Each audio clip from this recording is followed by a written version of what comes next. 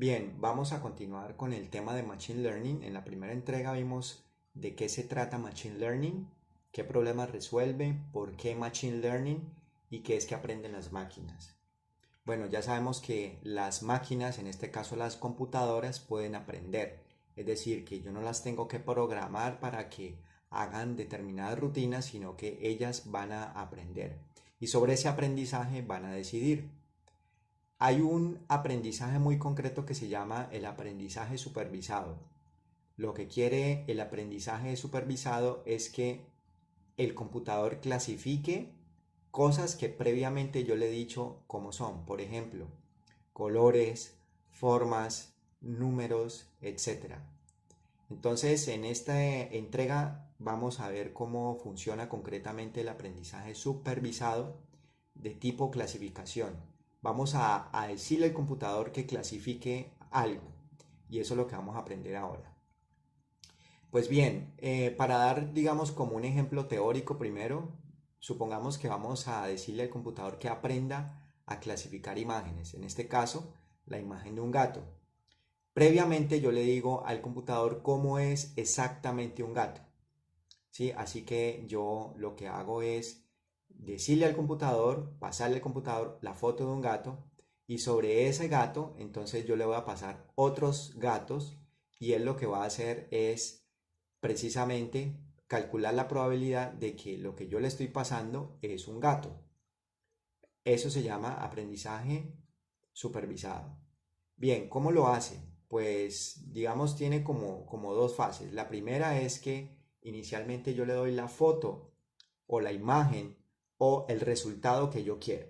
¿Listo? Entonces el computador ya sabe a priori cuál va a ser el resultado de lo que va a hacer.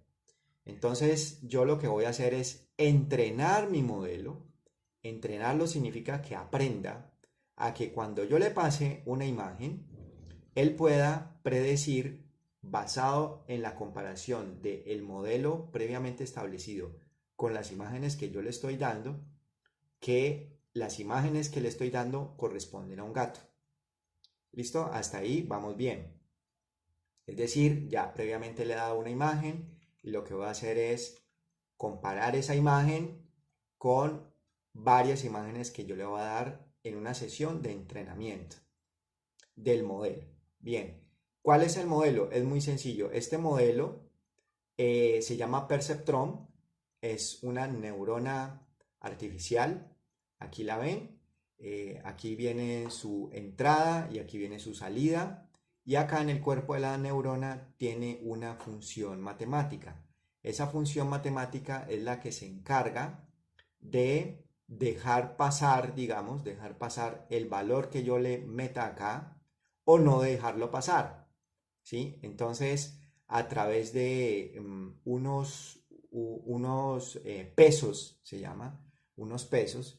¿Qué son los pesos? Los pesos concretamente es en Machine Learning el porcentaje de importancia que yo le doy a diferentes variables. Vamos a verlo un poquitico más eh, concreto en un ejemplo. Digamos acá, vamos a abrir aquí Paint y entonces le decimos pesos. Esto es muy fácil. ¿Qué son los pesos? Entonces vamos a ver qué son los pesos, que son W. Entonces, supongamos que yo estoy comprando una cámara. Entonces, compro una cámara de tomar fotos. Entonces, esa cámara puede ser Sony o puede ser Canon, ¿sí? O puede ser marca X, listo.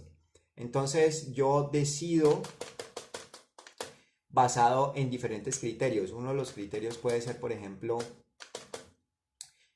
la lente. Entonces, el lente, por ejemplo, yo le voy a dar un peso del 50%. Yo decido que la memoria que tenga va a tener un 25% de mi decisión y le voy a decir que los megapíxeles. Entonces, los megapíxeles van a ser otro 25%. Supongamos que yo veo la Sony y entonces a la Sony le doy del 1 a 10, le doy en lente un 7, le doy en memoria, le doy un 5 y en megapíxeles le doy un 9. A la Canon le doy, por ejemplo, en lente le doy un 9, en memoria le doy un 3 y en megapíxeles le doy un 2. Y a la marca X, supongamos que yo le doy en lente 1, en memoria le doy 9 y en megapíxeles le doy 3. Entonces, para poder calcular con cuál me quedo, entonces lo que hacemos es que en Sony yo digo que como sacó un 7 el lente por el 50% más 5 por el 0,25% más 9, corramos esto un poquito más acá, más 9 por, coloquemos el por de esta forma, más 9 por el 25%. ¿Sí? Luego en Canon, entonces hago lo mismo y decimos que en Canon fue el 9 por el 0,5%, ok, más el 3 por el 0,25 más el 9 por 0,25. Bien, entonces esto nos da unos resultados. Vamos a ver cuánto nos da cada uno. Entonces acá tenemos 7 por 0,5 más 5 por 0,25 más 9 por 0,25 y tenemos un resultado del 2,78.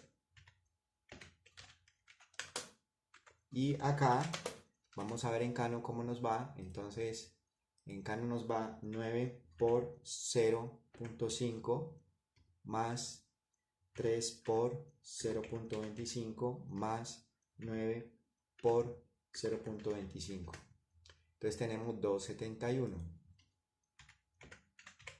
Entonces, como ven, los pesos que yo le he dado, es decir, la importancia que tiene esa variable respecto a mi decisión, es el que hace que varíe un resultado en otro.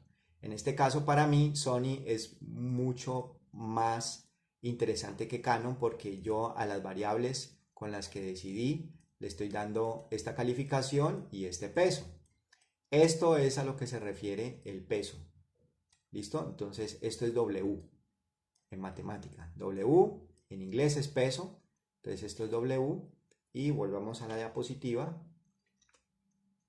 Bien, entonces estos son los pesos. O sea, la importancia que tiene esta variable en nuestro aprendizaje. Entonces, por ejemplo, en este caso, pues la importancia que tiene las orejas respecto a las características de los gatos. Entonces, ¿qué peso tiene? Tiene un 50%, tiene un 30% del peso.